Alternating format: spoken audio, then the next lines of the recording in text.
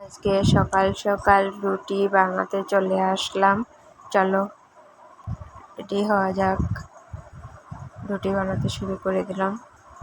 লবণ দিয়ে নিলাম, গরম জল চাপিয়ে দিয়েছি, গরম জল হয়ে গেছে। টাটকা গরম জল দিয়ে আটা মেখে রুটি করলে ভীষণ নরম হয়, খেতে খুব মজা লাগে। আমি সবসময় গরম জল দিয়েই রুটি মাখি। ভীষণ গরম লাগছে।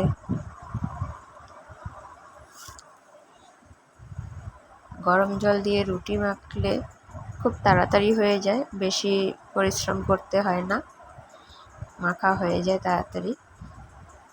তবে সাবধান, গরম ভীষণ লাগে। হয়ে গেল আমার রুটি মাখা। এখন রুটি ভাজতে শুরু করে দেব।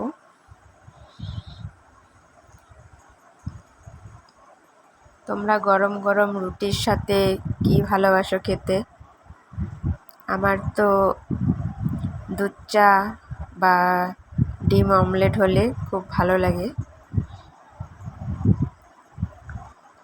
আমি সাধারণত দুধ চা দিয়েই খাই, তবে ডিম অমলেট হলে খুব ভালো লাগে আমার। এখন রুটিগুলোকে বানিয়ে টিফিন বাটিতে ভরে রাখবো।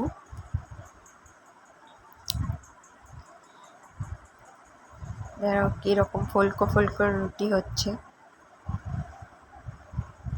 তবে ঠান্ডা জল দিয়ে রুটি ভাজলে কি হয়, মানে দেখতেও সুন্দর হয় কিন্তু শক্ত হয়ে যায় রুটিগুলো। আর গরম জল দিয়ে তো আটাটা অলরেডি সেদ্ধ হয়ে যায়। আমার রুটি মাখা হয়ে গেছে, ভাজাও হয়ে গেছে। এখন হটপটে ঢুকিয়ে রাখবো।